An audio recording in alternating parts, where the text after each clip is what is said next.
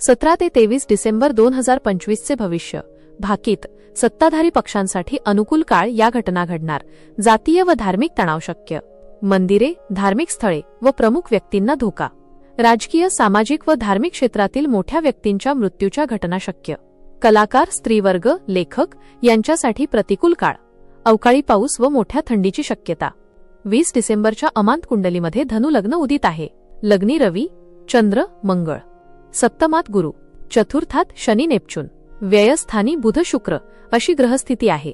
एकूण ग्रहस्थितीचा विचार करता लग्नातील अमावस्या मंगळाने युक्त असल्यामुळे राजकीय व सामाजिक दृष्टीने गरमागरमीचा काळ राहील. लग्नातील रवी मंगळ योगामुळे सत्ताधारी पक्ष किंवा महायुतीसाठी हा काळ अनुकूल राहील. या काळात होणाऱ्या निवडणुकांमध्ये सत्ताधारी पक्ष किंवा महायुतीला चांगले यश मिळेल. या उलट विरोधी पक्ष किंवा आघाडीसाठी हा काळ निराशाजनक राहील. केंद्रस्थानी गुरु शनीसारखे ग्रह असल्यामुळे या काळात काही धार्मिक किंवा जातीय वादविवाद किंवा तणाव निर्माण होण्याची शक्यता वाटते. यामधून हिंसा, जाळपोळ किंवा स्फोटक घटना संभवते. या काळात दहशतवादी किंवा नक्षलवादी संघटना सक्रिय होण्याचा धोका संभवतो. विशेष करून धार्मिक स्थळे, मंदिरे व महत्त्वाच्या व्यक्ती यांना संरक्षण द्यावे लागेल. धार्मिक क्षेत्रातील व्यक्ती, शिक्षण क्षेत्रातील व्यक्ती, शिक्षक, प्राध्यापक, धर्मप्रमुख, डॉक्टर, हॉस्पिटल यांना या काळात धोका संभवतो. या क्षेत्रातील व्यक्ती वादविवादात अडकतील किंवा या क्षेत्रातील व्यक्ती तसेच राजकीय, सामाजिक क्षेत्रातील व्यक्तींच्या मृत्यूच्या घटना या महिन्यात संभवतात. व्ययस्थानातील बुध, शुक्र लेखक व साहित्यिक, स्त्रीवर्ग, कलाकार यांच्यासाठी प्रतिकूल राहील. चॅनलचे सबस्क्रिप्शन अगदी मोफत आहे.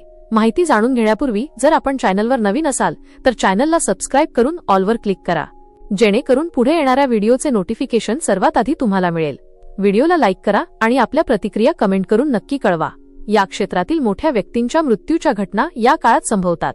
स्त्री वर्गासाठी हा काळ प्रतिकूल असून स्त्रियांवरील अत्याचार व अन्याय यांसारख्या घटना वाढण्याची शक्यता वाटते. या काळात सेलिब्रिटींचे घटस्फोट किंवा अनैतिक संबंधांच्या बातम्या गाजतील. मोठ्या स्त्री किंवा कलाकार व साहित्यिकांवर कायदेशीर कारवाई किंवा बंधनयोग संभवतो. या काळात प्रमुख व्यक्तींचे परदेश दौरे गाजतील. आयात निर्यात धोरण बदलण्याची शक्यता असून भारतासाठी चांगले बदल या क्षेत्रात होतील. व्हिसा व पासपोर्ट या संबंधित नियमांमध्ये सुलभता येईल. परदेशातील नोकरदार वर्गाला दिलासा मिळेल. परदेशातील नोकरीच्या संधी वाढतील. चतुर्थातील शनी, नेपच्यून सारख्या ग्रहांमुळे या काळात मोठ्या थंडीची शक्यता राहील.